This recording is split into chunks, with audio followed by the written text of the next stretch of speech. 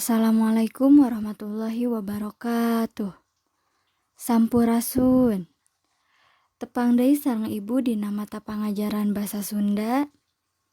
Urang lajengkeun materi anu sateu acana nyaeta materi paguneman.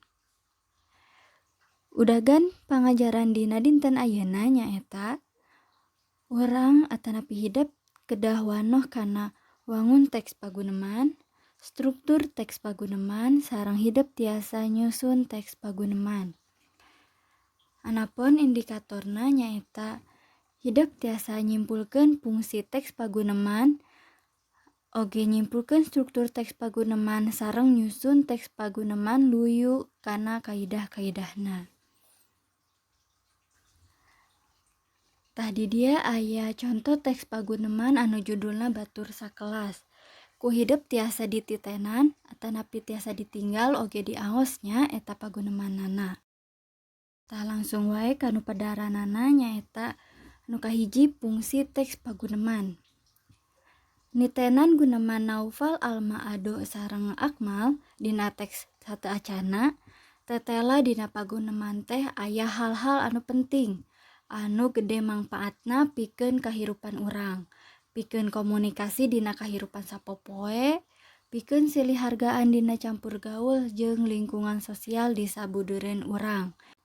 Tah janten fungsi teks paguneman anu kahiji teh naon?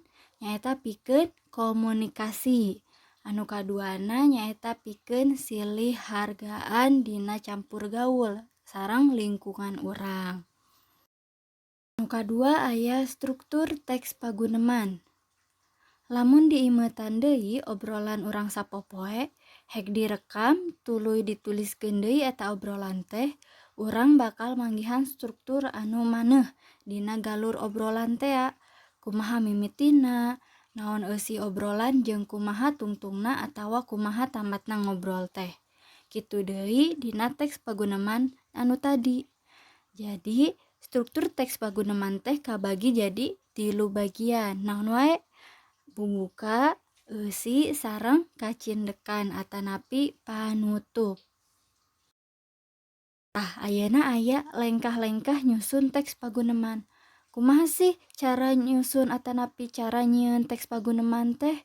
Kahiji nyaeta nangtukeun tema paguneman. Janten hidep kedah nangtukeun heula topik atanapi tema naon sih anu bade dibahas atanapi anu bade digunemkeun ku urang teh.